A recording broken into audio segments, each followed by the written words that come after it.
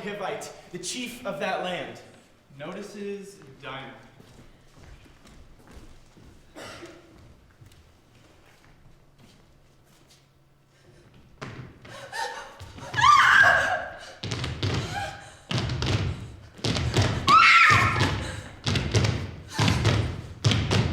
Takes hold of her. He forces her down. He defiles her.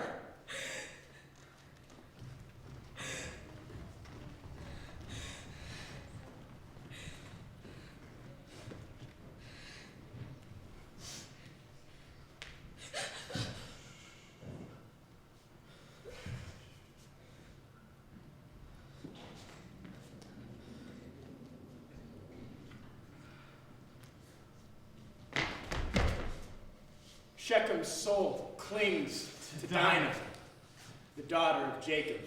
He's obsessed with the young woman. He pours out his heart to the young woman.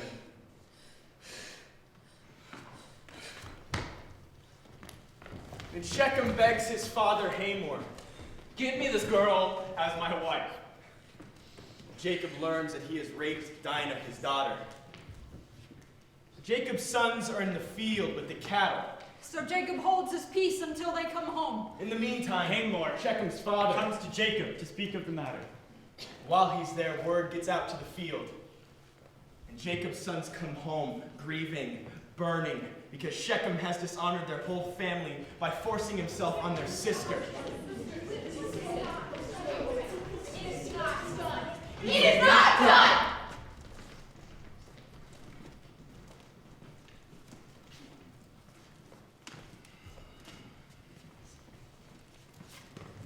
Hamor gives a speech saying, Shechem, my son, delights in the soul of your daughter. I beg you to give her to him for his wife. And make other marriages with us too. Give us your daughters and take our daughters to yourselves. Make your home with us. The land is open to you. Stay, buy, and sell. Live. And Shechem speaks to Dina's father and brothers. Let me find grace in your eyes. Whatever you ask, I'll give. Multiply the price, the dowry, gifts. I'll give whatever you say. Just give me this girl as my wife. And the sons of Jacob answer Shechem and Hamor with deceit because He's a vile Dina. He's a vile Dina. their sister. They say, We are not able to do this thing, to give our sister to someone who is not circumcised. It is against our religion.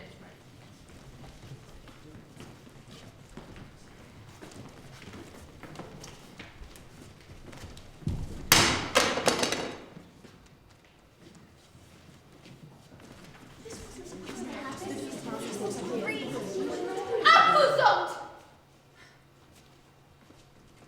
We will agree. If you become like us, if you become like us, every man of you must become circumcised.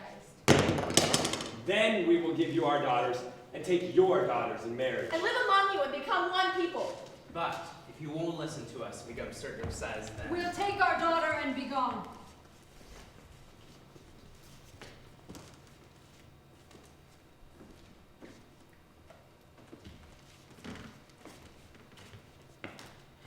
and their words are good in the eyes of Hamor, and in the eyes of Shechem, Hamor's son. No, please, no, please, please, no.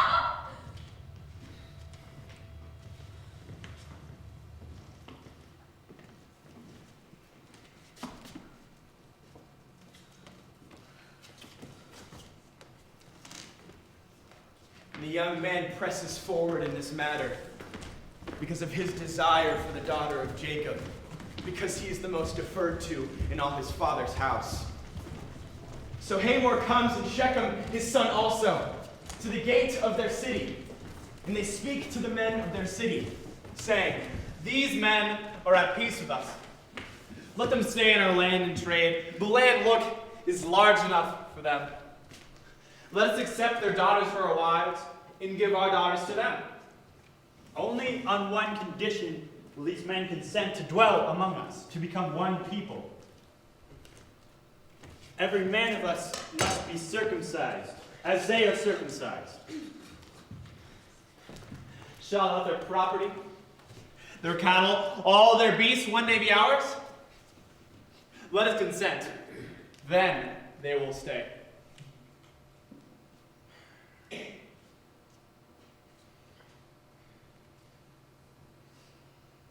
And all the city council agree with Hamor and Shechem.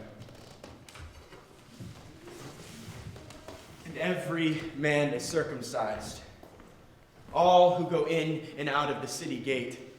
And it happens on the third day, when the men of the city would be sore, 2 of the sons of Jacob, Simeon and Levi, Dina's brothers, each take their swords and come into the city.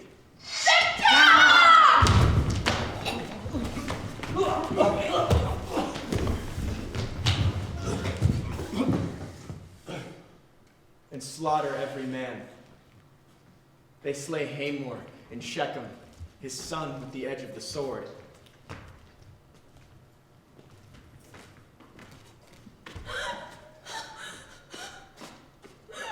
They take Dina out of Shechem's house and they leave. The other sons of Jacob return to the slaughter and spoil the city because their sister had been defiled. They take all the sheep and the oxen and the donkeys and all which was in the city and all which was in the field, and all their wealth and all their wives and all their little ones. They spoiled every house. Then Jacob says to Simeon and Levi, You have ruined me! You have made me a stench among the inhabitants of the land, among the Canaanites and the Perizzites. I am few in number. They will gather themselves against me and slaughter me. I am destroyed, me and all my family. and they answer, Should he be allowed to treat our sister like a whore?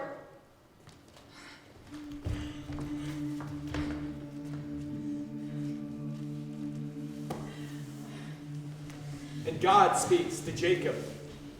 Walk on, go to Bethel, stay there.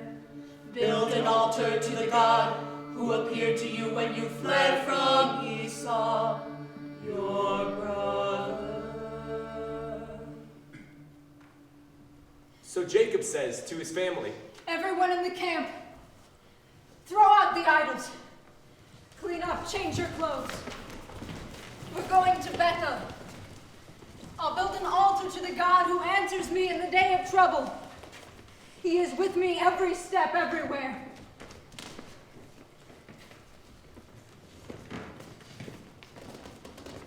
they hand over all the gods from the land and the jewelry from their ears. Jacob buries them under a great oak near Shechem.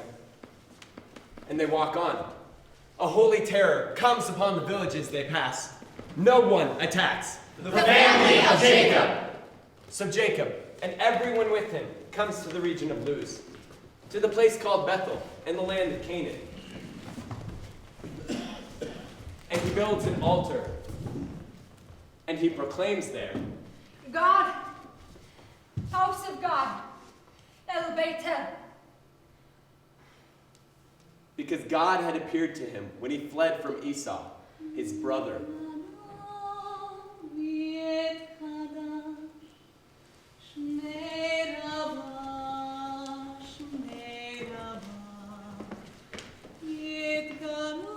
And Deborah, Rebekah's old nurse, dies and is buried under an oak in the valley near Bethel. The name is proclaimed Alambatuk. Oak of Weeping. God appeared to Jacob again and blesses him. And God says, You are called Jacob. You shall not be called anymore Jacob, but Israel is your name. and he calls his name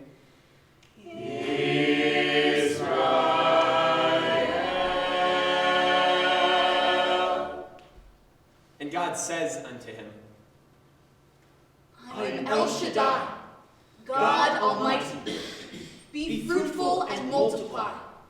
A nation and a company of nations shall come from you, and kings shall go out from your line. And the land land that I have given to Abraham and Isaac, I will give to you. Yes, I will give it to your descendants after you.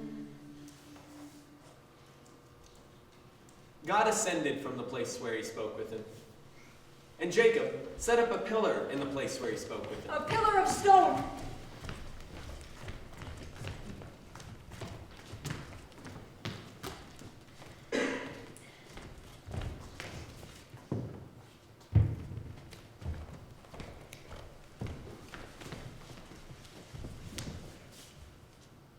And he pours on it a drink offering.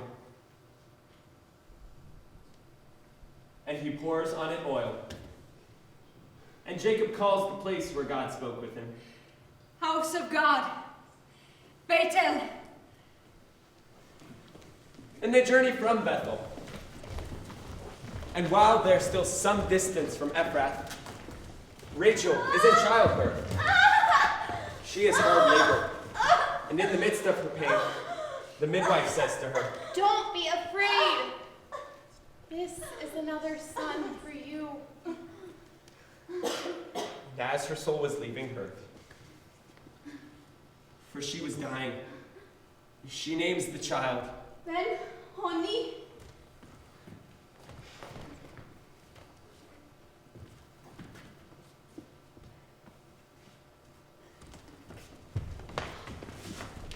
and his father names him. Benjamin.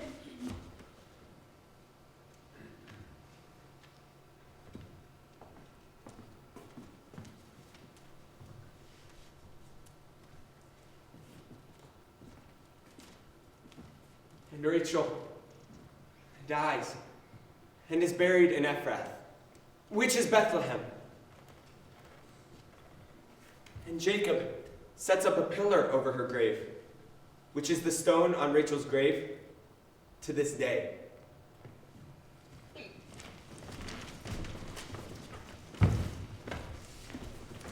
And Israel journeys.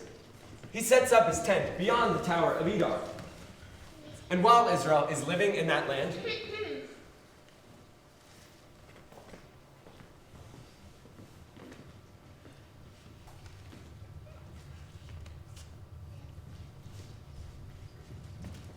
Reuben has gone to bed with Bilhah, our father's concubine. What? Reuben has gone to bed with Bilhah, our father's concubine.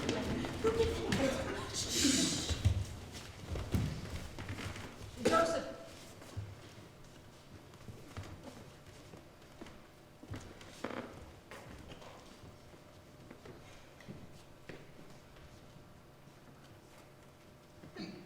And Israel hears of it. Jacob has 12 sons.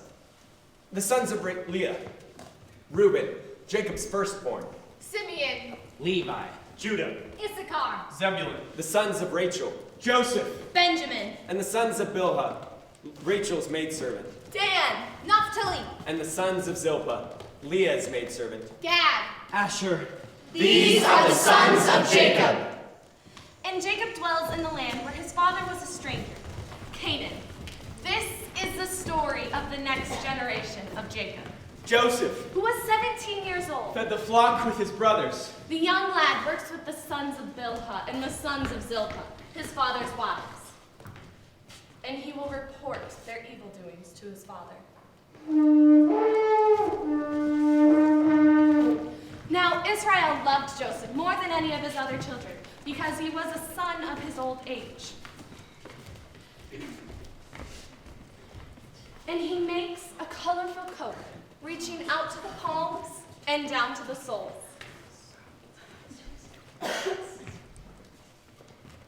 And when his brothers see that Jacob loves him more than any of the others, they hate him, and they cannot say a kind word to him.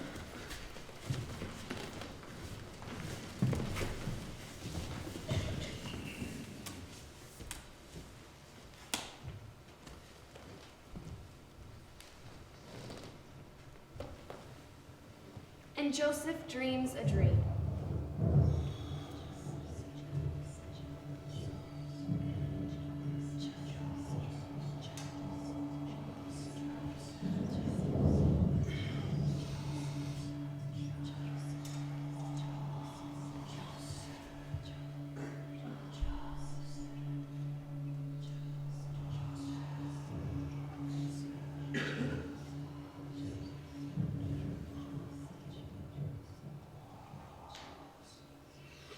And he will tell it to his brothers, and they will hate him all the more. Listen! Listen! He says to them, To my dream! I dreamed that we were binding sheaves of grain in the field. Then my sheaf stands and stays, and all your bundles gather on mine and bow down on the ground. his brothers say to him, You reign over us? We have dominion over us? and they hate him all the more because of his words and because of his dreams.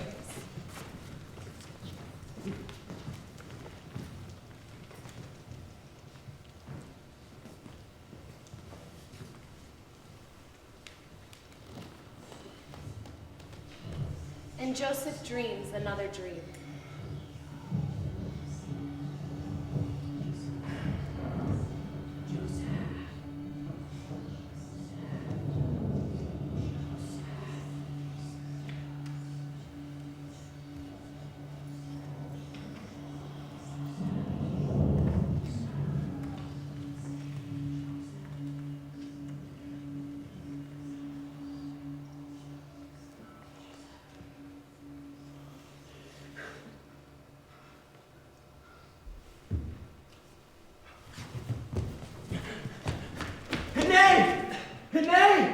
And he will tell it to his brothers, saying, I dreamed another dream. The sun and the moon and 11 stars bowed down to me. and he will tell it to his father and to his brothers. And his father chides him, saying, What is this dream you dreamed? Will your mother and I and your brothers bow down before you on the ground? And his brothers are jealous of him because of his dreams. But his father wonders what the dreams could mean. Now Joseph's brothers go to graze their father's flock near Shechem. When they have been gone for some time, Jacob says to Joseph, Your brothers are grazing the flock at Shechem. Get ready, I'll send to them. Joseph says, I'm ready now. Jacob says, Go and see if all is well with your brothers and with the flock, and bring me a report. So Jacob sends Joseph on his way, and he travels to Shechem from their home in the valley of Hebron. When he arrives there, a man notices him wandering around the countryside and says, What are you looking for? Joseph says, Looking for my brothers. You know where they're pasturing our sheep? the man says. Yes, I've heard them saying, let's go to Dothan. So Joseph goes to Dothan to find his brothers, and he will meet them there. When his brothers see him coming, Simeon, they plan to kill him. They say, here comes the dreamer. Listen, let's kill him. And we can throw his body into one of the cisterns. And we'll say a wild animal ate him. Then we'll see about our dreams. No one's going What do you think Jacob would say about it? When Reuben hears, he tries to rescue Joseph from his brothers. He says, Let's don't outright him. Why should we get blood on our hands? Let's just throw him into an empty cistern here in the wilderness. Then he'll die, or we won't lay a hand on him. Reuben was secretly planning to rescue Joseph and bring him back to Jacob. So, when Joseph arrives, they grab him. Throw him in a cistern. This one's empty. There's no water in it. Come on, this one. Get him in there!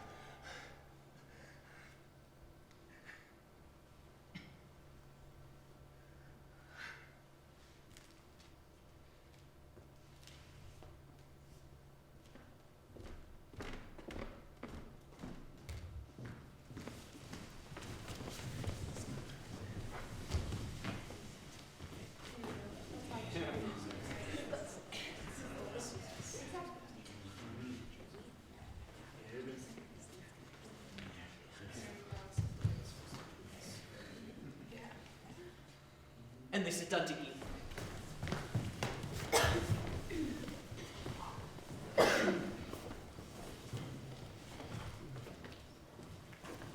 When they look up, a caravan of Midianite traders is coming from Gilead, their camels bearing perfumes and spices and medicines, on their way down to Egypt. Judah says to his brothers, What do we gain if we kill a brother and cover up the blood? Let's sell him to those Midianite tradesmen. After all, he is our brother. Our own flesh and blood. and the brothers agree. So when the Midianite merchants come by, they draw Joseph up out of the pit and sell him to the Midianites for 20 shekels of silver. They take Joseph to Egypt. Meanwhile, Reuben returns to retrieve Joseph from the cistern. He sees his brother is missing. He tears his clothes in grief. Then he finds his brother. Tamar! Simeon! Levi! The boy is gone. What will I do now? The brothers kill a young goat and wipe Joseph's robe in its blood. They send the beautiful robe to Jacob as a message saying, "Look at what we found." Does this belong to your son? Jacob recognizes it immediately. He says, It is my son's robe. A wild animal has eaten him. Tore up! Torn to pieces! Joseph! Jacob tears his clothes and dresses himself in burlap. He mourns his son for many days. His family tries to comfort him, but he refuses to be comforted. He says, I will go to my grave mourning my son. his father weeps for him.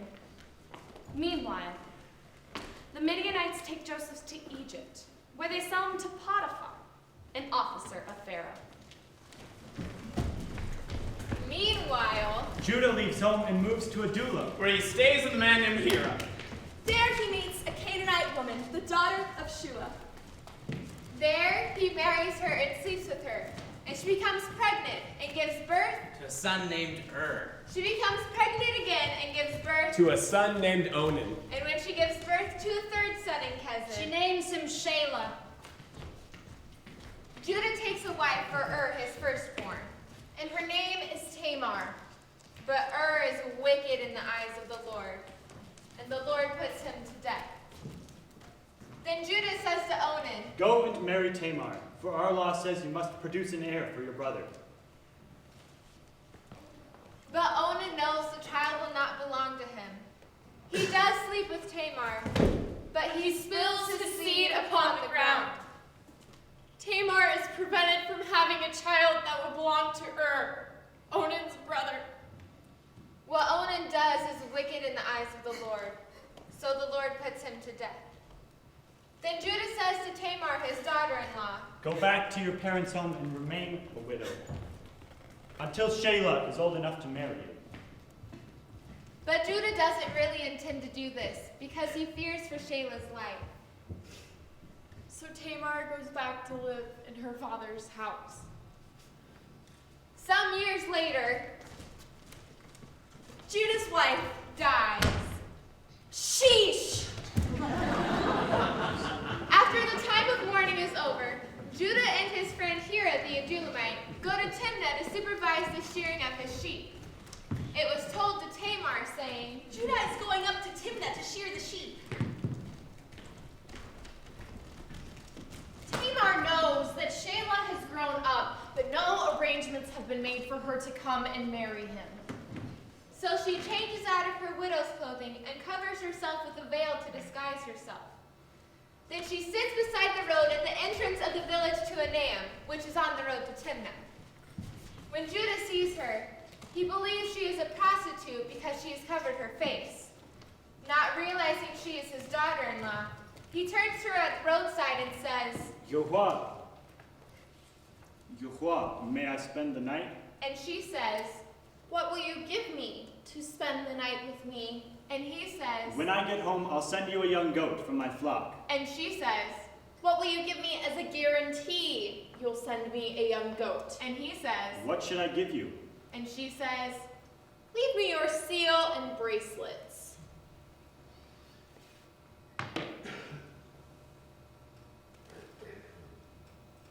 And the staff that is in your hand. So he gives them to her, and they went to her bed, and she became pregnant.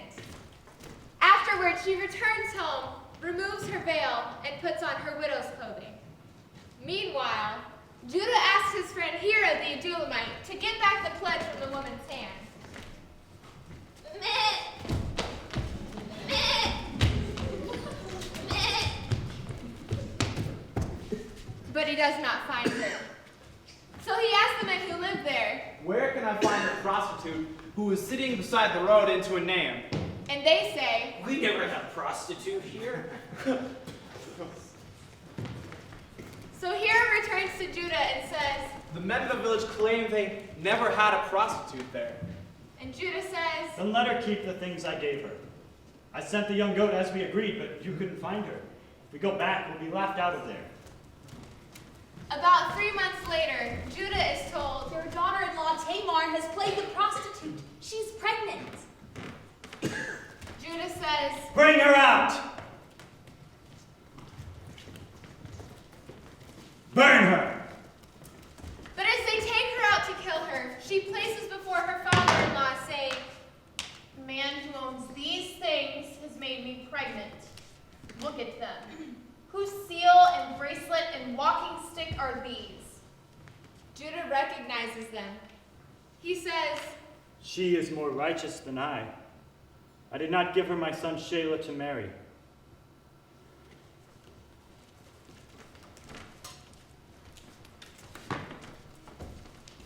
He did not approach Tamar again. When the time came for Tamar to give birth, she discovered she was carrying twins. While she was in labor, one of the babies reached out his hand. The midwife grabbed the child's wrist and tied a scarlet string on his hand, saying, This one came out first. and he pulled back his hand. Then his brother comes out, and she says, So this is how you've broken out. And he is named Perez. Then his brother with the scarlet string is born, and he is named Zerah. And Joseph was brought down to Egypt. Potiphar, an officer of Pharaoh, captain of the guard. An Egyptian buys him from the hands of the Midianites who brought him there. The Lord is with Joseph, and he prospers. He is in the house of his master, the Egyptian. His master sees that the Lord is with him, giving him success in all he does. Joseph's service pleases Potiphar, so he puts him in charge of his entire household. All that he has, he puts in Joseph's hands. From the time that Potiphar appointed Joseph over all his property, the Lord blesses the Egyptian's house for Joseph's sake. The blessing of the Lord is on all that he has, his house, his fields. So Potiphar leaves everything he owns in Joseph's care. He gives no concern for anything. Except the food he is eating.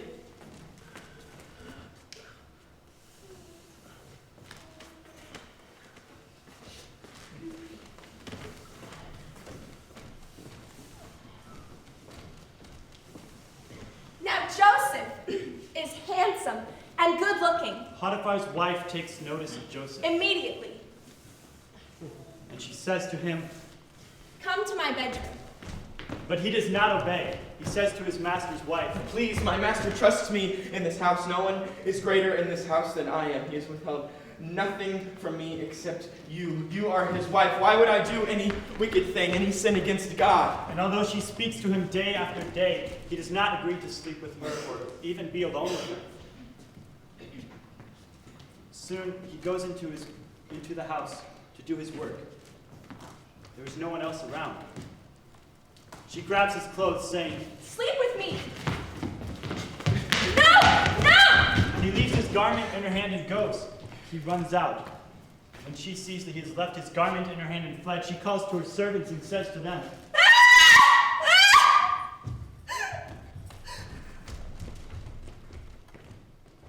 Look at this. He is brought in to make us a man, Hebrew, to laugh at us. He came into my room to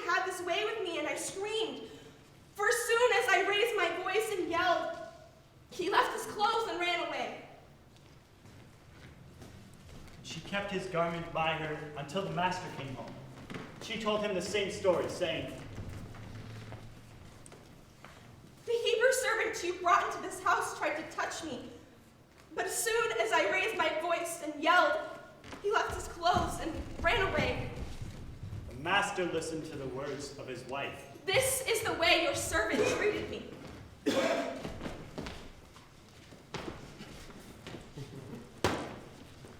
And his anger rose.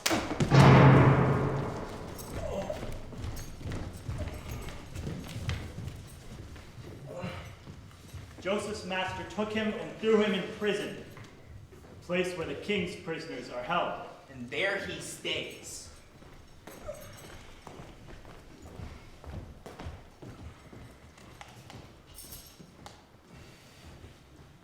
But the Lord was with Joseph and stretched out mercy to him, giving him favor in the eyes of the chief jailer.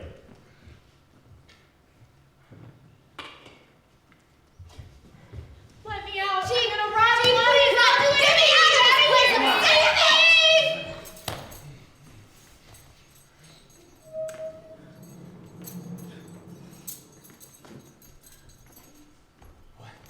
Come on, get me out of here! Please, just let me out, Chief, please! Come over here. Come on. Help me, please.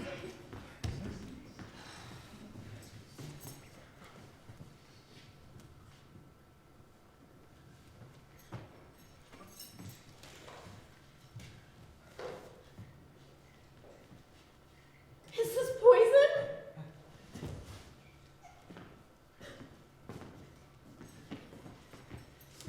Please help me get out of here. Please, I don't belong in here. Please, I just don't want to die in here. Please.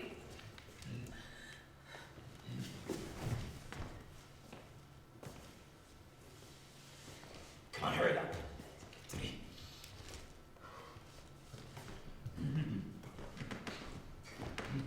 The chief jailer puts Joseph in charge of all the prisoners in the prison.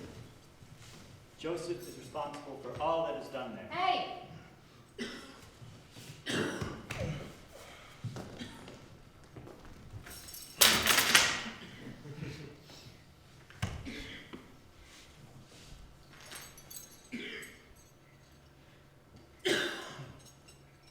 Chief jailer gives no concern for anything in Joseph's care, because the Lord is with him.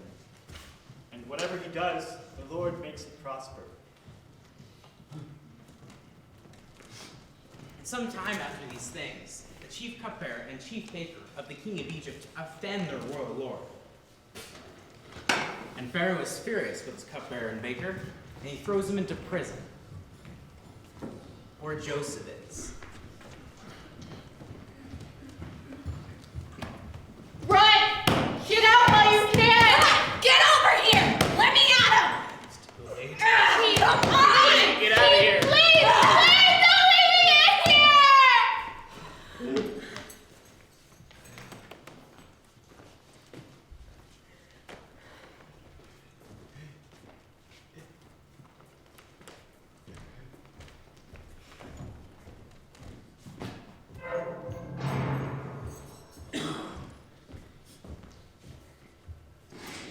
They wait a long time under Joseph's care. One night, when the cupbearer and baker are in prison, they each dream a dream.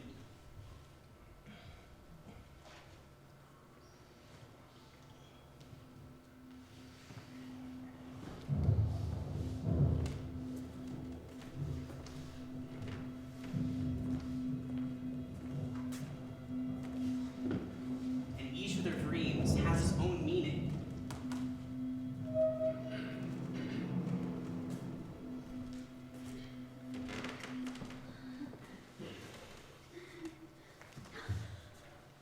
And Joseph comes and sees them the next morning, and whoa, they are distressed. He says to them, Why are you so upset this morning? and they say, Last night, we each had a dream, and there's no one who can interpret them. and Joseph says, Interpreting dreams is God's business. Please tell me these dreams. so the chief cupbearer tells his dream to Joseph, saying, In my dream, I saw a vine before me, and this vine has 3 branches budding, and immediately blossoms shoot forth and ripen into clusters of grapes. And Pharaoh's cup is in my hand. So I take the grapes and squeeze the juice into the cup and hand it to Pharaoh. And Joseph says to him, Here is its interpretation. The 3 branches are 3 days.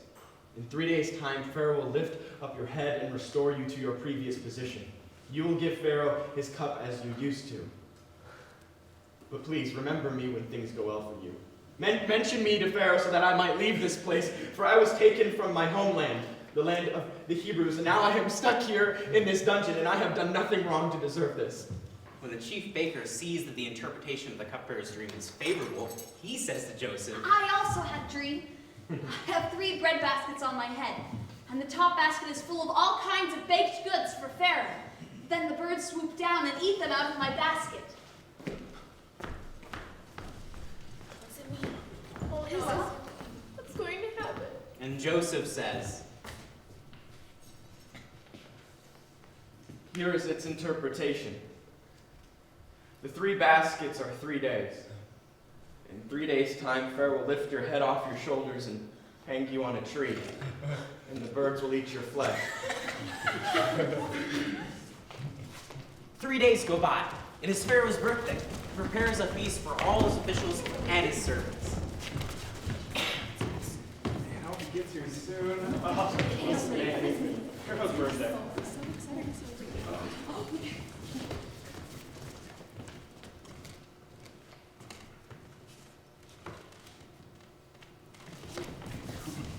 He restores the cupbearer to his previous position, and he gives Pharaoh his cup as he used to.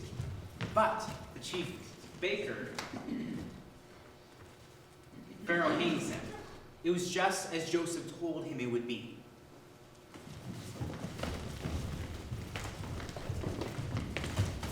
But the chief cupbearer forgets to mention Joseph. He does not give him another thought.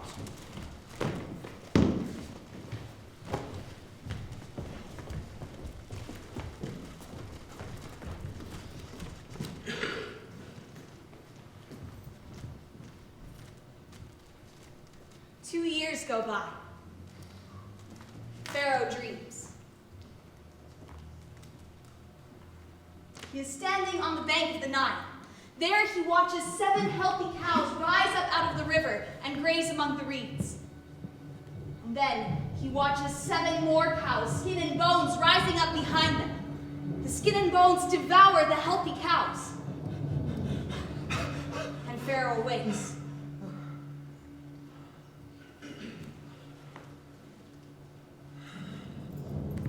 Falls asleep again and dreams a second time. 7 ears of grain, full and good, come up on a single stalk. 7 other ears of grain appear, shriveled, blighted by the east wind. The shriveled grain swallows up the 7 full ears of grain. And Pharaoh awakes. A dream. The next morning, Pharaoh's spirit is troubled about the dreams. He calls for all the magicians and wise men of Egypt. When Pharaoh tells them his dreams, not one can tell him what they mean.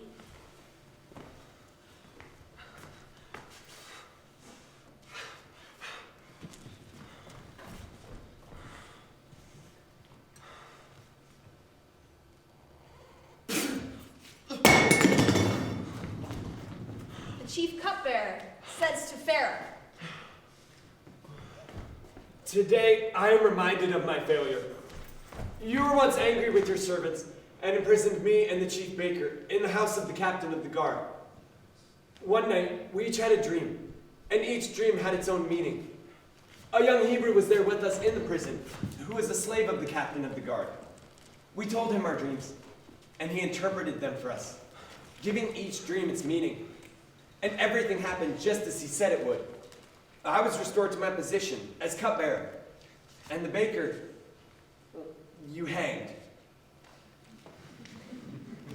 And Pharaoh sent for Joseph.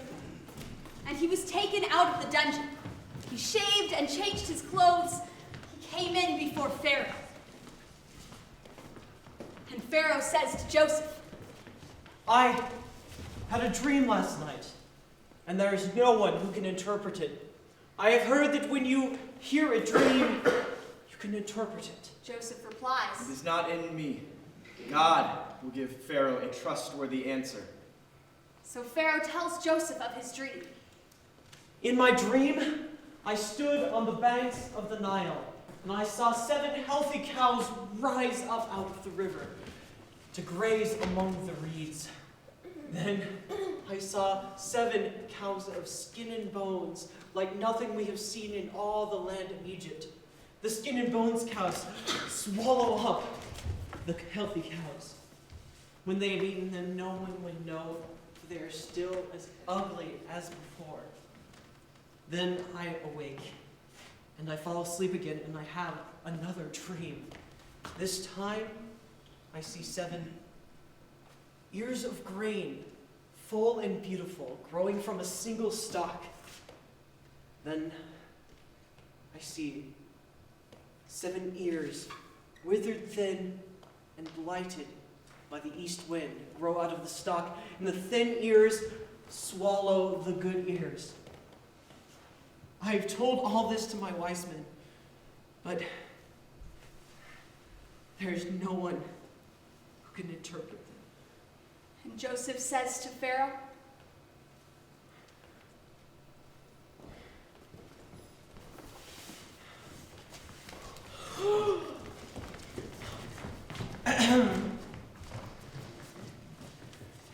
The dreams of Pharaoh are one dream, for God has revealed to Pharaoh what he is about to do. The 7 healthy cows are 7 years, and the 7 full ears are 7 years of prosperity. And the 7 cows of skin and bone represent 7 years of famine, and the 7 blighted ears of grain represent 7 years of famine. Now this will happen as I have described it, for God has revealed to Pharaoh what he is about to do. The next 7 years will be a period of great plenty throughout the land of Egypt. But after them there will arise 7 years of famine, and all the plenty will be forgotten in the land. The famine will consume the land, and the famine will be so severe that even the memories of the good years will be erased. And the doubling of Pharaoh's dreams means that the thing is fixed by God, and God will quickly begin it. Let Pharaoh find a wise and intelligent man and put him in charge over the land of Egypt. Then Pharaoh should appoint supervisors over the land and have them collect 1/5 of all the crops during the 7 years of plenty. Have them gather all the food produced in the good years and bring it to Pharaoh's storehouses. The food will be reserved against the 7 years of famine that are to come upon the land of Egypt, so that the land may not perish through the famine. The plan pleases Pharaoh and his servants. And Pharaoh says to his servants, Can we find a man like this, so filled with the Spirit of God? And Pharaoh says to Joseph, Since God has shown you this, there is no one as wise as you. You will be in charge of my courts, and all my people will submit to your orders. I hereby set you over all the land of Egypt. Pharaoh removes his signet ring from his hand and places it on Joseph's finger. He dresses him in fine linen and puts gold jewelry upon his neck. Pharaoh gives him his best chariot, second best chariot. And the people go before him crying out, Bow down on the ground. Bow down on the ground. He makes him ruler over the land of Egypt. And Pharaoh proclaims to Joseph, I am Pharaoh, but no one will lift up hand or foot without your permission in all the land of Egypt. Pharaoh gives Joseph an Egyptian name. Zaphnath-Paneah.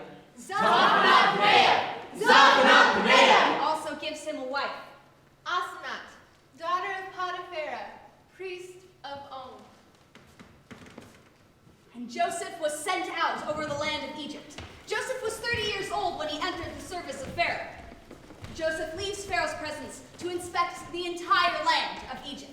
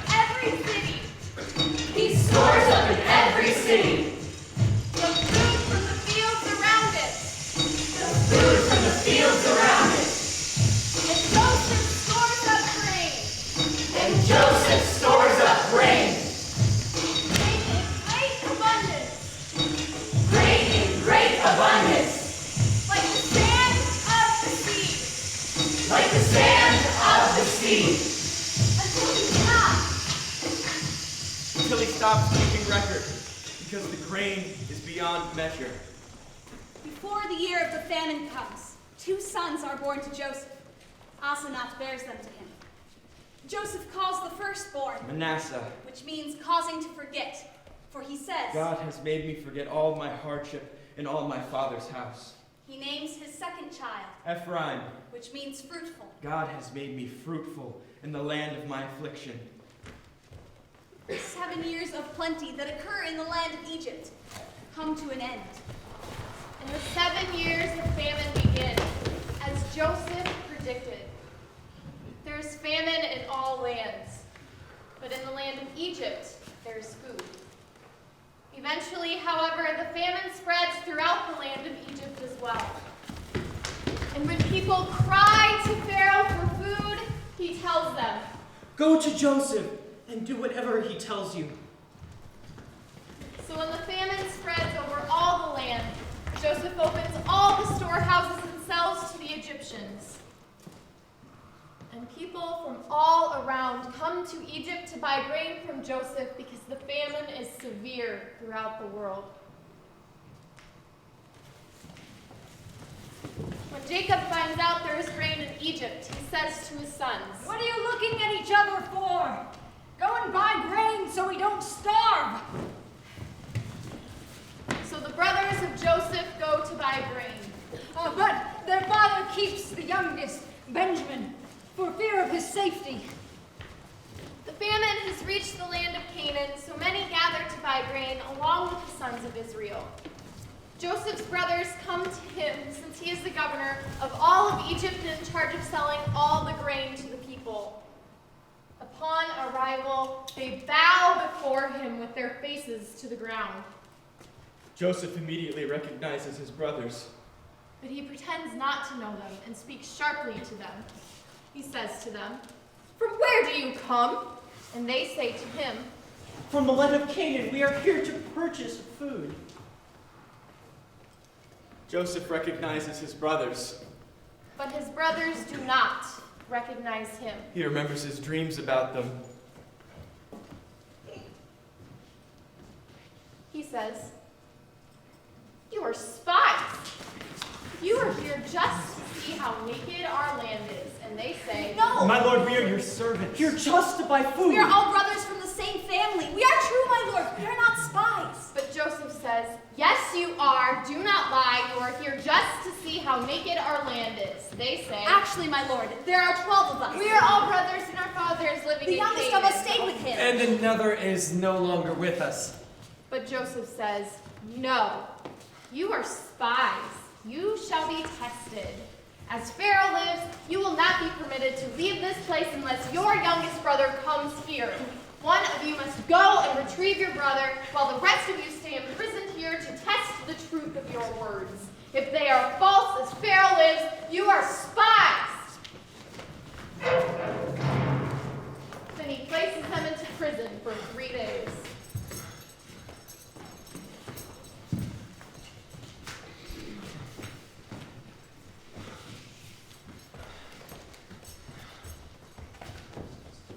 On the 3rd day, Joseph tells them, Do this and live, for I fear God. If you are honest men, then leave one of your brothers in my prison and return with food for your households. Then bring your youngest brother to me, so that I will know that you are truthful, and I will allow you to live. and they confer. I'll buy You you. are guilty. We Because saw his anguish. Soul. We didn't listen. Reuben says, I told you not to sin against the boy, but you wouldn't listen. And now we pay the price for his blood. Joseph was using an interpreter, so his brothers did not know he could understand them. Joseph turned away to weep, but returns to speak with them again.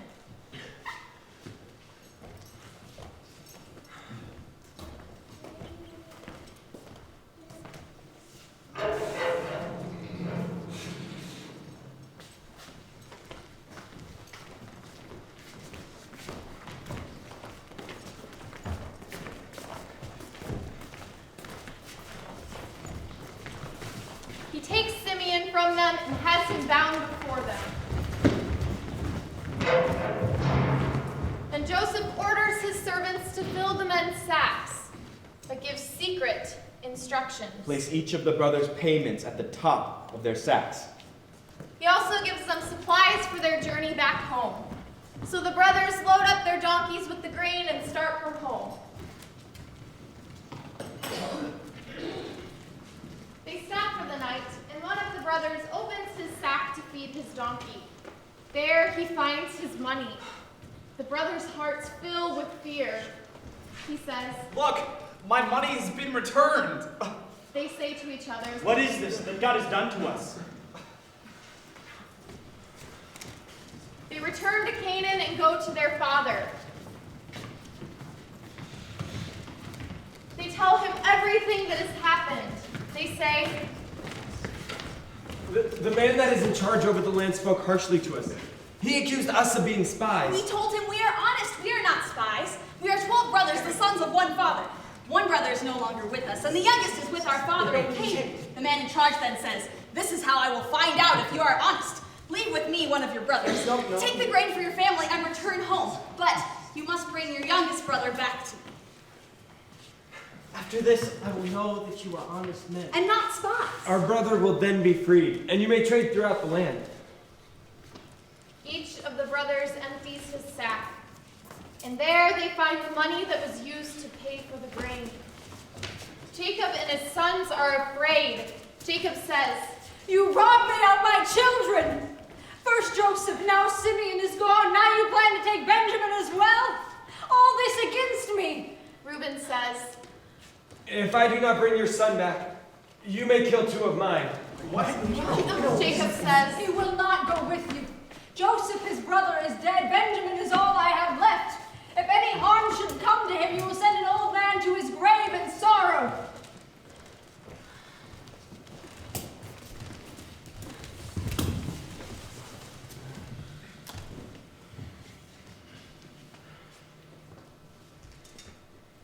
And the famine is severe in the land of Canaan. When they eat all the grain that they brought back with them from Egypt, their father says, Go back and buy us some more food. But Judah says, The man solemnly warned us, you won't see my face unless your brother is with you. If you send Benjamin with us, we'll go down and buy you more food. But if you don't let Benjamin go, then we won't go either. Remember, the man said, you won't see my face again unless your brother is with you. and Jacob says, Why are you so cruel to me? Why did you tell him you had another brother? and they say, The man kept asking us questions about our family. He asked if our father was still alive and if we had any other brothers. So we answered his questions. We couldn't have known he was going to say, bring your brother down here. and Judah says, Send the boy with me, and we will be on our way. Otherwise we'll all die of starvation. Not only us, but you and your grandchildren. I will take full responsibility for him. If I don't bring him back, I will bear the blame forever. If we wouldn't have wasted all this time, we could have gone. And come back. Twice. And Jacob says, If it can't be avoided, then at least do this for me. Pack your bags with the best from the land, a little ointment, honey, some spices and perfumes, pistachios and almonds, and bring them as gifts to the man. Also take twice the amount of money that was put back into your bags, as it was probably someone's mistake. Now, take your brother and go back to the man at once. And may El Shaddai grant you mercy before the man, so that he will release Simeon and let Benjamin return. If all is lost, then all is lost. So his sons take the gifts and double the money, and take Benjamin with them. And they go down to Egypt to stand before Joseph. When Joseph sees that Benjamin is with them, he says to the steward of his house, Bring the men into the house. Slaughter an animal to prepare a feast, for these men will dine with me at noon. And the man does as Joseph had said. He brings the brothers to Joseph's house. And they are afraid because they have been brought to Joseph's house. They say, We are here because of the money someone put in our bags the first time. The man plans to pretend that we stole it. He will take us, make slaves of us, and take our donkeys.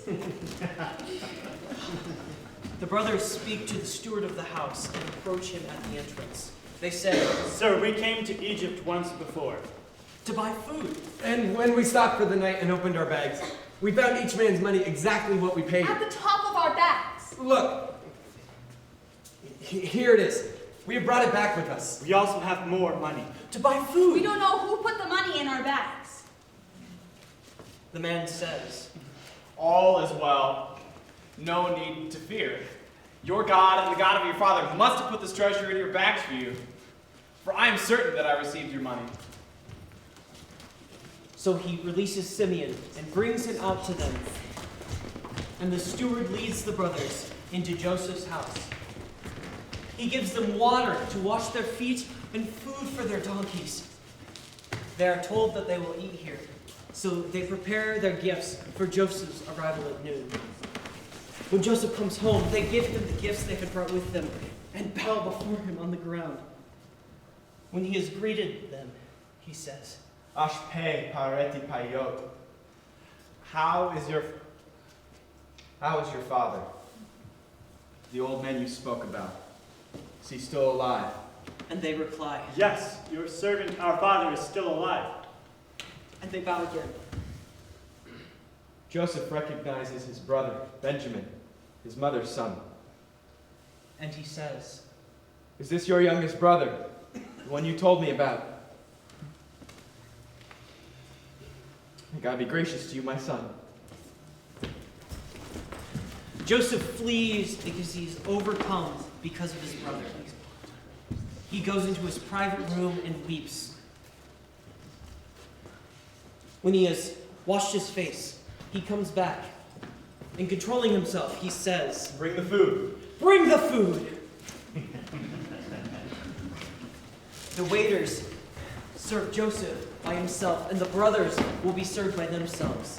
The Egyptians who eat with Joseph eat by themselves because they dislike Hebrews and will not eat with them. Joseph tells each of the brothers where to sit, He sees them from youngest to oldest. And they are amazed. Joseph fills each of the brothers' plates with food from his own table, giving Benjamin 5 times as much as the rest. Now we feast and drink together on this food the Lord provides. As we come in from the pastures, we give thanks to El Shaddai. Now we feast and drink together on this food the Lord prepares. May our cups flow o'er with spirits and our praise piled high with fare. Now we feast and drink together on this food that our God shares. May we stand beside each other till we're climbing heaven's stairs. Now we feast and drink together on this food from God above, joining hands around the table as our hearts are joined in love. Joseph says to his steward, "Fill up their sacks with food and place each of their payments at the top of their bags. And take my silver cup and place it in the youngest brother's bag." And the steward does as Joseph has said.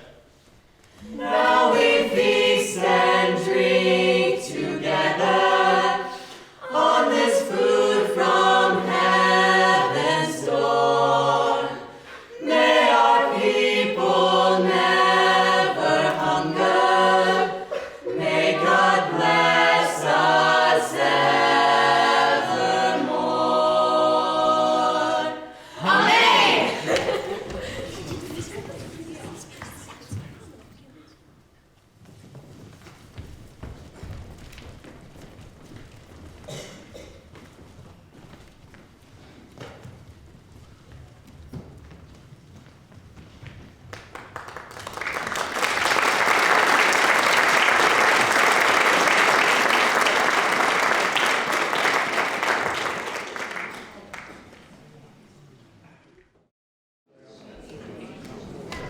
The next morning, the brothers leave on their journey, and when they've only gone a short distance, Joseph says to his steward, Chase them down and stop them. When you catch them, say, "Why have you repaid evil for good? Have you not stolen the cup from which my master drinks and uses to see the future? You have sinned against him." The steward catches them. He repeats his master's words to them, and the brothers say, Why do you say this, my lord? God forbid your servants would ever do such a the thing. money we found in our bag. Why did we steal silver or gold? If any of us should be found, if they let him And die. the rest of us will become your slaves. They take the sacks from the backs of their donkeys and open them. He searches, beginning with the oldest and ending with the youngest. The cup is found in Benjamin's sack. When the brothers see this, they tear their clothing in despair. Then they are returned into the city. Judah and his brothers enter the house of Joseph and fall down before him. And Joseph says, "What have you done? Do you not know a man like me can see into the future?" Judah answers, What can we say to you? God has found us guilty, all of us. How can we prove our innocence? God is punishing our sins. We have all returned to be your slaves.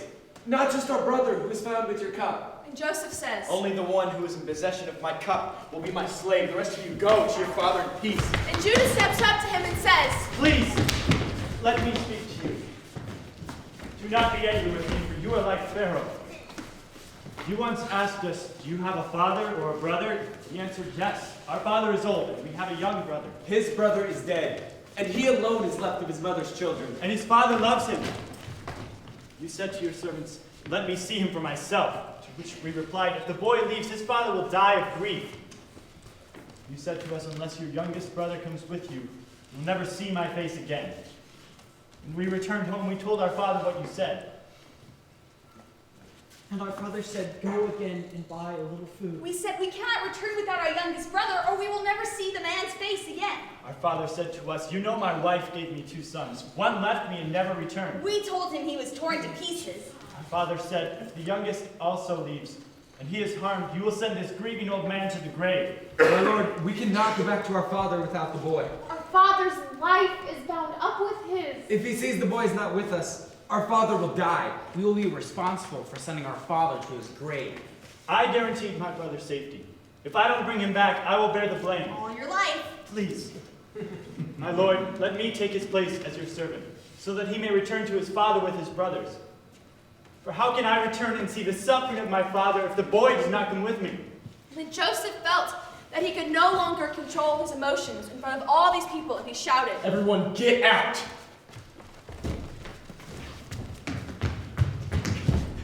and he is left alone with his brothers for the moment of truth. And he wept. And he wept. So loud that the Egyptians heard it, so loud that Pharaoh's household heard it.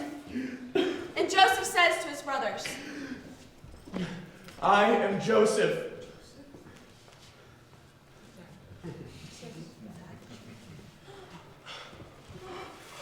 Is my father alive? but they cannot answer him. They are terrified. Here he is. Come closer to me, please. So they come closer, and he says again, I am Joseph, your brother, the one you sold into slavery in Egypt. Do not grieve, and do not be angry with yourselves for sending me here. For God sent me here before you to save many lives. For 2 years there has been famine in the heart of this land. There's still 5 more years of famine left to come, in which there will be no plowing or harvesting. God sent me here before to preserve a remnant of the land for you, to save your lives by a great deliverance. So it was not you who sent me here. It was God, and he is the one who made me Pharaoh's advisor, the Lord of his entire palace and the ruler of all the land of Egypt. Now hurry, go back and tell my father this is what your son Joseph says. God has made me Lord of all of Egypt. So come to me, do not delay, and you will settle in the land of Goshen, and you will be near me, you and your children and your children's children and all your flocks and herds and all that you own. I will provide for you there. There are still 5 more years of famine left to come. Come to me so that you and yours may not lose everything. See, you can see, and my brother Benjamin can see that it is my own mouth that speaks to you. You must tell my father about all my glory here in Egypt and everything you have seen. Hurry now and bring my father back. Oh, come and see, for his house is waiting after the long and lonely night. Oh, come and see, you were not forgotten beyond the dust of this world's roads. Oh, come and see, and lay your head under the shade of many branches. Oh, come and see and take my hands. I never dreamed after our parting that we would meet again in joy. Then Joseph throws himself on his brother Benjamin's neck and weeps. And Benjamin on Joseph's neck also weeps. And he kisses each of his brothers and weeps on them. And after this, his brothers talk with him.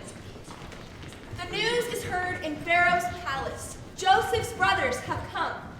Pharaoh is pleased, and his servants also. Pharaoh says to Joseph, Tell your brothers that Pharaoh says to do this. Load your animals and go. Go back to the land of Canaan and bring your father and your households and come back to me so that I may give you the best part of the land of Egypt and you may enjoy the fat of the land. Now I command you, do this. take wagons from the land of Egypt to carry your little ones and your wives, and bring your father, and come. Also, do not worry about your belongings, because the best of the land of Egypt is yours. And the sons of Israel do so. Joseph gives them wagons, according to the command of Pharaoh, and he gives them provisions for the journey. To each brother he gives a new set of garments, but to Benjamin he gives 300 pieces of silver and 5 sets of garments. For his father he sends these gifts: 10 donkeys loaded with Egypt's best products, and another 10 donkeys loaded with grain and bread, provisions for his father's journey back. He sends his brothers on their way, and as they go, he says to them, Be safe. Try to get along. What did he say? I told you to shut up. So they leave Egypt and come to the land of Canaan and come to their father, Jacob. Never gonna believe this happened. And they tell him, saying, Joseph is still alive. Indeed. He's ruler over all the land of Egypt. and Jacob's heart nearly stops, for he does not believe them. But when they tell him the words of Joseph, and when he sees the wagons he is sent to carry him, the spirit of their father Jacob revives. And he says, It is enough! Joseph, my son, is still alive! I must go and see him before I die.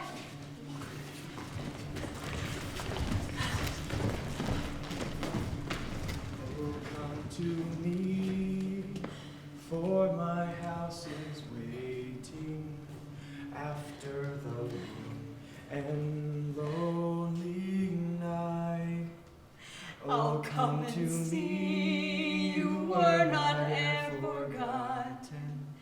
Beyond the dust of this world's roads, oh, come and see, and lay my head under the shade of many branches. Oh, come and see, and take your hand.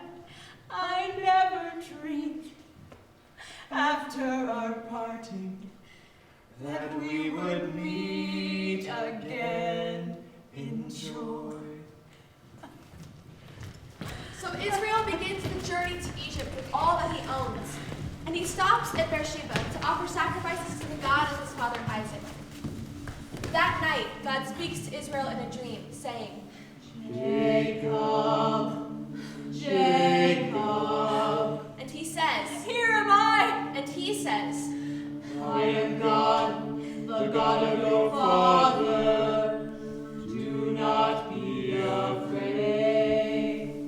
Go down to Egypt, for I will make you into a great nation there.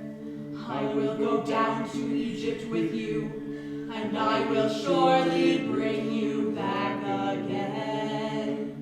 And when you die, Joseph's hand will close your eyes.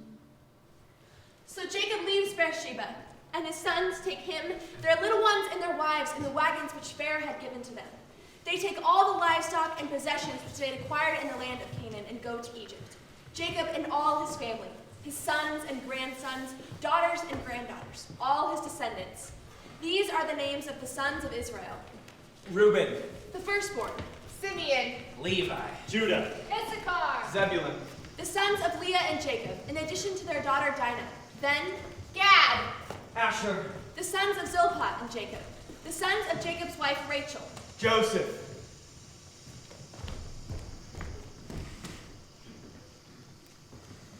Benjamin, Dan, Naphtali, the sons of Bilhah and Jacob.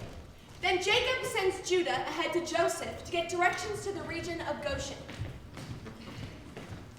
And when they finally arrive there, Joseph prepares his chariot and goes up to Goshen to meet his father Israel. He sees him, falls on his neck, and weeps for a long time. Then Israel says to Joseph, Now I can die. I have seen your eyes. I know you are alive. and Joseph says to his brothers and his father's entire family, I will go to Pharaoh and tell him my brothers and my father's family who are in the land of Canaan have come to me. And these men are shepherds. They raise livestock, and they have brought all their flocks and herds and all that they have. And this is what will happen. When Pharaoh beckons you and asks you your occupation, you will tell him, your servants are shepherds, both we and our ancestors. And you must tell him this, so you may dwell in the land of Goshen. Because Egyptians look down upon anyone who's a shepherd.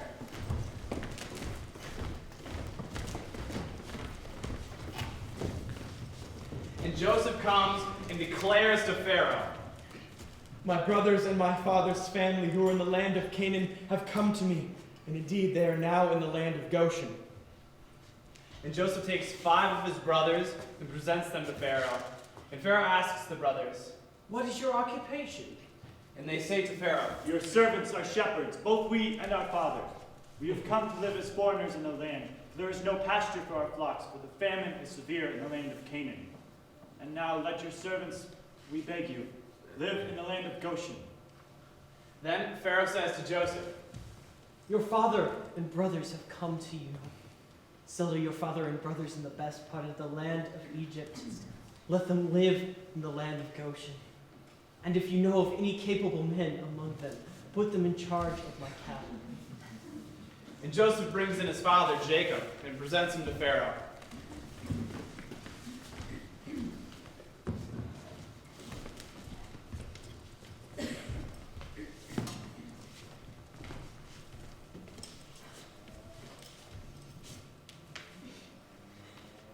Jacob blesses Pharaoh, and Pharaoh asks Jacob. How many are the years of your life? Jacob says, The years of my earthly journey are 130. Few and hard have been the days of my life, and they have not yet reached the number of the lives of my fathers in the days of their travels on earth. Jacob blesses Pharaoh and goes out from his presence. Joseph settles his father and brothers and gives them possession in the land of Egypt, the best of the land of Ramesses, as Pharaoh commanded. Joseph provides for his father, his brothers, and his father's household with food. According to their need. But no food grows in the land, for the famine is at its worst. People are starving in the land of Egypt and in the land of Canaan. So Joseph collects all the money to be found in Egypt and in Canaan in exchange for the grain they buy. But when money fails in Egypt and in Canaan, all of the Egyptians come to Joseph saying, Give us bread, or you will watch us die. Our money is gone. and Joseph says, If you truly have no money, give me your livestock. Then I will give you food. and they bring their livestock to Joseph, and he gives them bread in exchange for the horses, the flocks, the herds, and the donkeys. He feeds them bread and takes their livestock. And when that year is ended, they come to him and say, We We are telling you the truth, my lord. Our money is gone. My lord also has our herds of cattle. There is nothing left before my lord except our bodies and our lands. Shall we die before your eyes? Will we and our lands? For bread, buy us and our lands. We and our lands will be slaves to Pharaoh. And grant us grain for seed, so we may live and not die, and the land may not become desolate. and Joseph buys all of the land of Egypt for Pharaoh. The Egyptians sell all their fields. The famine is severe. Joseph reduces the people to slavery from one end of Egypt to the other. Only the land of the priests he does not buy, for the priests have a fixed allowance from Pharaoh and do not need to sell their land. And Joseph says to the people, Today I have bought you and your land for Pharaoh. There is seed for you. Go, sow the land. At harvest you shall give 1/5 to Pharaoh, and 4/5 shall be your own, as seed for your fields, and as food for your households. and they say, You have kept us alive. Let us find grace in the sight of my Lord. We will be slaves to Pharaoh. And Joseph makes a continuing law of the land that Pharaoh should have 1/5 of all crops grown in his land. The land of the priests alone does not become Pharaoh's.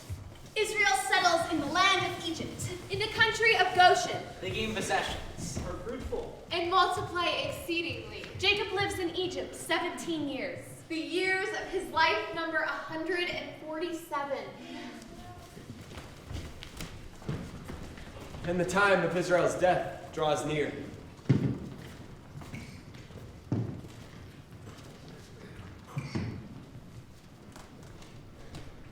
Jacob calls to his son Joseph and says to him, If I have found favor with you, put your hand, Yarek. Swear that you will treat me with loyalty and unfailing love. Do not bury me in Egypt. When I lie down with my ancestors, carry me out of Egypt and bury me in their burying place. and Joseph says, I will do as you have said. and he says, Swear to me. and Joseph gave his oath and bowed his head, and Israel leaned upon his staff.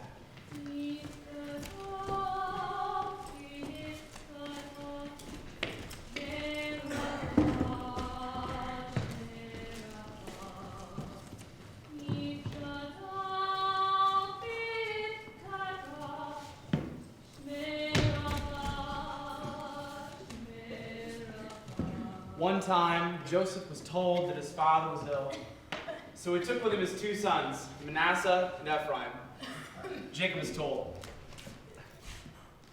your son Joseph has come to see you. So Jacob gathered up his strength and sat up on his couch.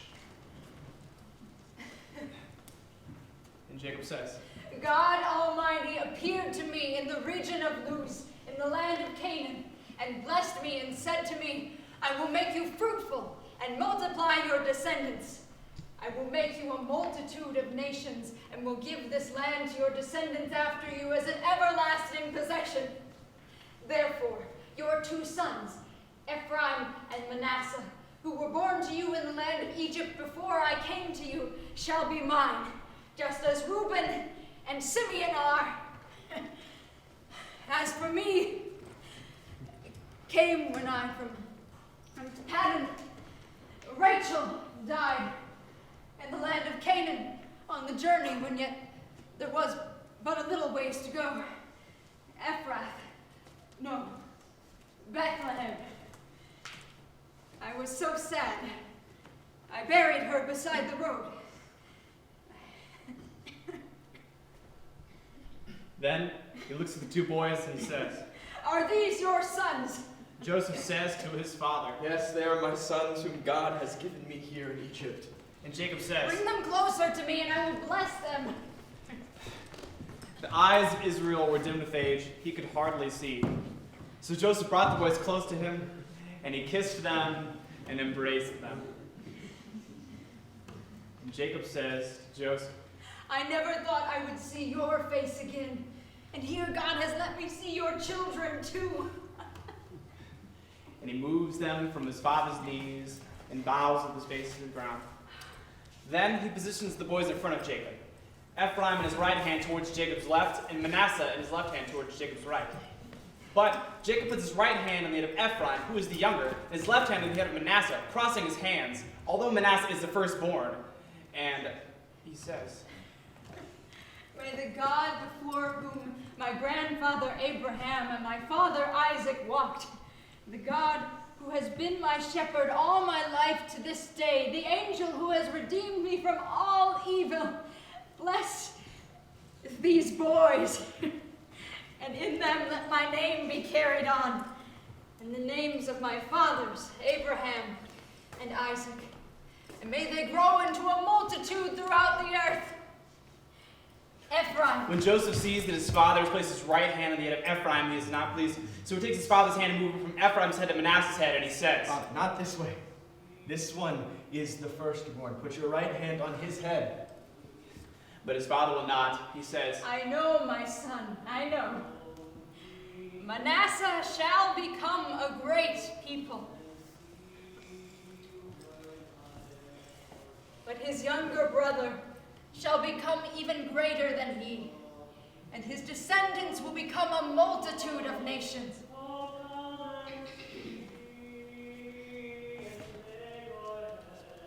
And Jacob blesses the boys and says, By you, Israel will pronounce blessings, saying, May God make you as prosperous as Ephraim and Manasseh. in this way, Jacob put Ephraim ahead of Manasseh. And Israel says to Joseph, I am about to die, but God will surely be with you and will carry you back to Canaan, to the land of our ancestors. I now give to you one portion more than to your brothers that I took from the hand of the Amorites with my sword and with my bow.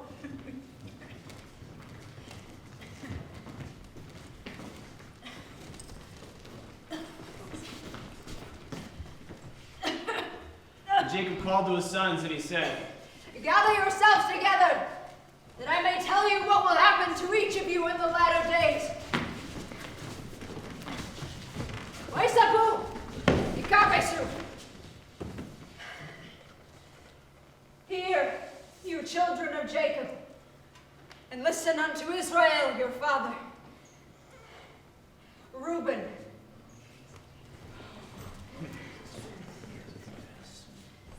thou art my firstborn, my might and the beginning of my strength, the excellency of dignity and the excellency of power.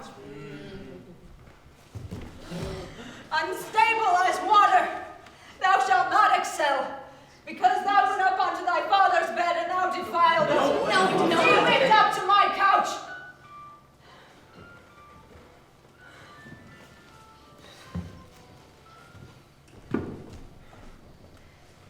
Simeon and Levi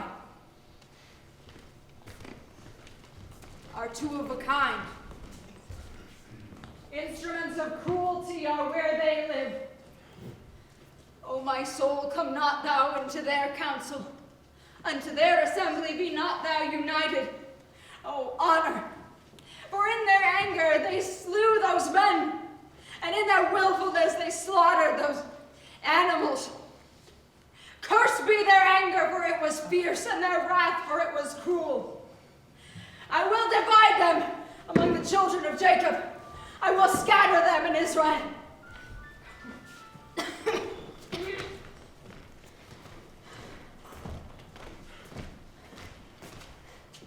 Judah.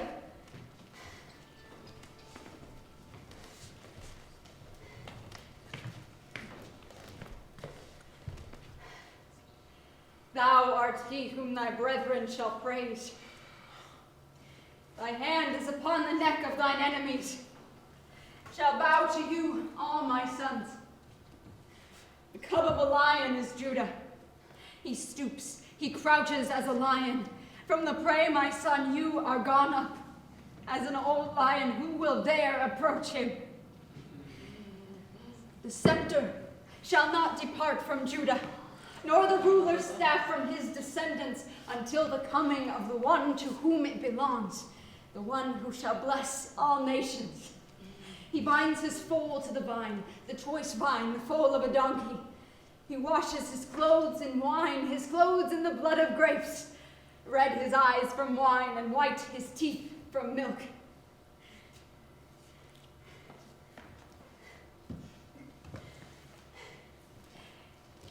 Issachar, Zebulun,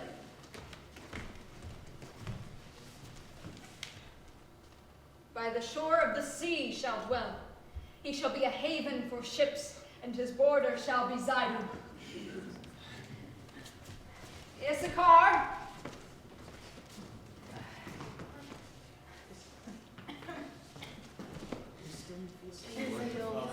Issachar is a strong donkey, bent down between two saddlebags. He sees that rest is good and the horizon pleasant, but he bends his shoulder to the load, a slave to work. Dan,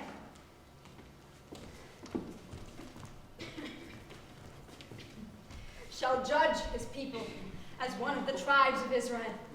Dan is a serpent on the way, An adder on the path, he bites the horse's heel, so that the rider is bucked out of the saddle. O Lord, for thy salvation I have waited.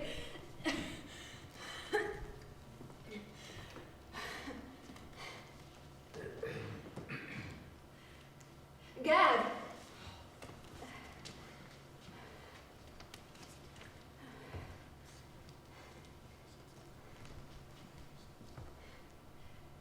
Thieves shall overcome him, but he shall overcome in the end. As for Asher,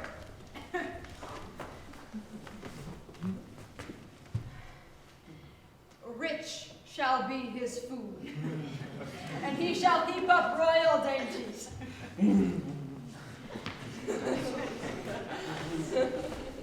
Naphtali, Naphtali is like a deer set free. His mouth runs every which way. Every which way. Did you guys see him kissing me? A fruitful bough is Joseph. A fruitful bough by a stream, whose branches droop over the wall. They have attacked him bitterly and shot at him. The keepers of arrows have hated him. He has his own strong bow. His arms and hands were made strong by the hand of the Almighty God of his father. Issues forth the shepherd, the stone of Israel. In the name of the God of your father, and who shall also help you, and by the Almighty who shall also bless you with blessings of heaven, and blessings of the deep that undergird all, blessings of breasts and the womb. The blessings upon your father have surpassed the blessings of our ancestors. Blessings higher than the hills. All this shall be upon Joseph's head, upon the brow of the one who was separated from his brothers.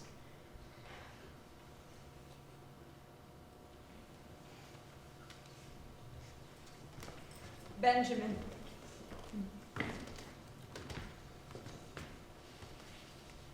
Is a ravenous wolf. In the morning he devours the prey, and by night he divides the spoils.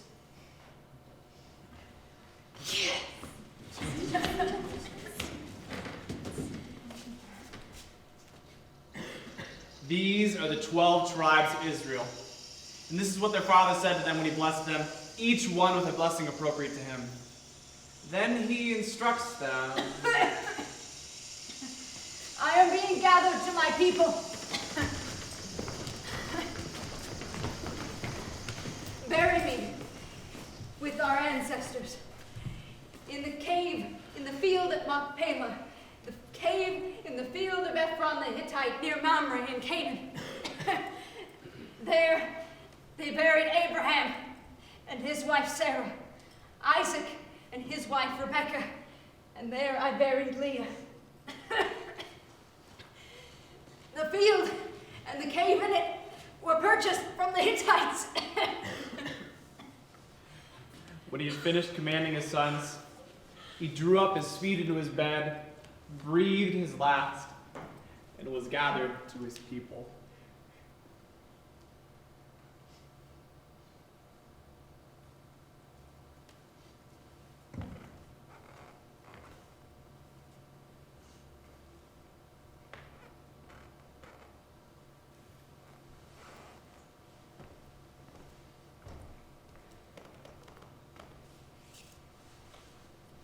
Joseph threw himself upon his father and wept over him, kissing him. Joseph commands the physician to embalm his father, which they do.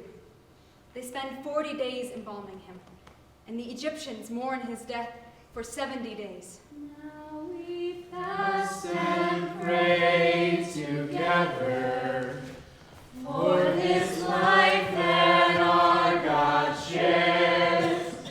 May we stand beside each other till we're climbing heaven's stairs.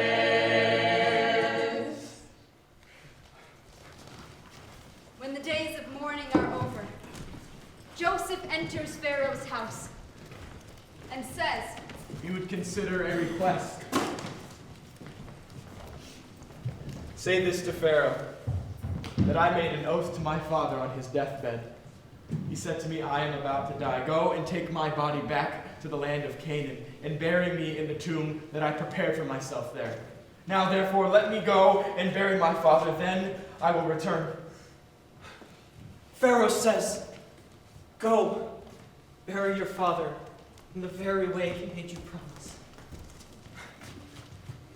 Joseph, the servants of Pharaoh, and the elders of Egypt go to bury Jacob. Only their children, flocks, and herds are left in the land of Goshen. Chariots and horsemen accompany them. It is a very great company. When they arrive at the threshing floor of Atad near the Jordan River, they hold a sorrowful memorial service. They observe a 7-day period of mourning for Jacob. When the Canaanites who live there see the mourning, they say, here is a great grief among the Egyptians. Therefore the place is called Abel Mitzrayim, meadow of Egypt, there, just beyond the Jordan River.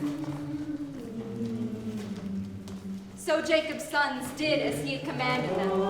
They carried him to the land of Canaan and buried him in the cave at Machpelah, the cave in the field that Abraham had bought from Ephron the Hittite, to possess as a permanent burial ground.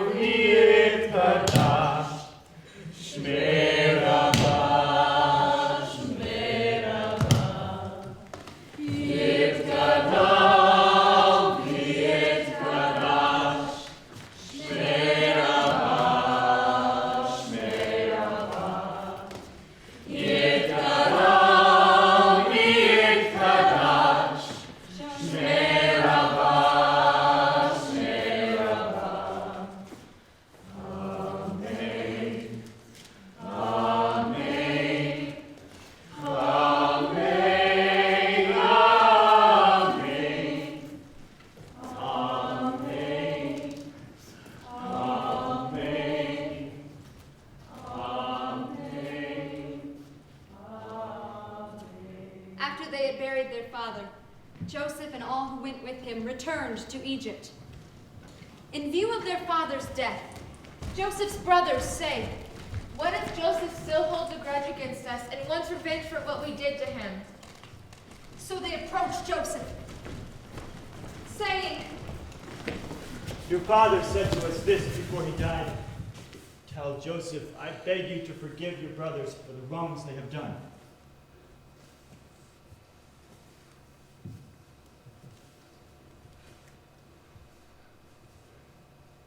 Now, please, forgive us the crimes we have committed.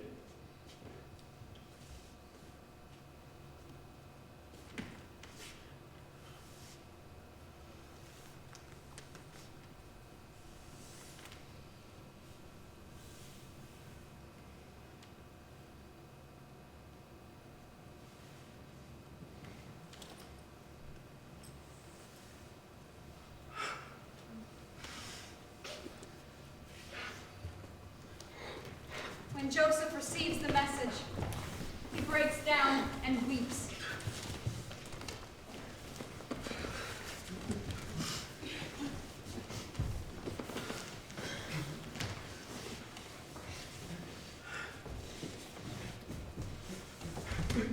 And his brothers also weep, bowing before him, saying, "We are your servants."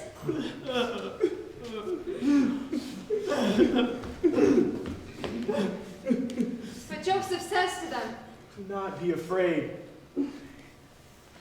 My God, that I can punish you. You intended it for evil, but God intended it for good, to preserve a multitude of people, as he is doing today. So have no fear. I will provide for both you and your children."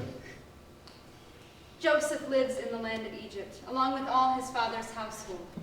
He lives 110 years. He lives to see 3 generations of descendants. Then he says to his brethren, I am about to die, but God will deliver you to the land that he promised to Abraham, to Isaac, and to Jacob. So Joseph made the Israelites swear. God will surely take care of you, and you will carry my bones up from here. Joseph died at the age of 110. They embalm him, and he is put in a coffin in Egypt. Now these are the names The children of Israel. that came to Egypt with Jacob: Reuben, Simeon, Levi, Judah, Issachar, Zebulun, Benjamin, Dan, Naphtali, Gad. Asher. As for Joseph, he arrived in Egypt first, and Joseph died, and his brothers, and all their generation. And the children of Israel were fruitful, and multiplied, and became powerful, and Great and greater, and filled the land. Remember the names. Remember your family. Recall what they've done, and start with their names.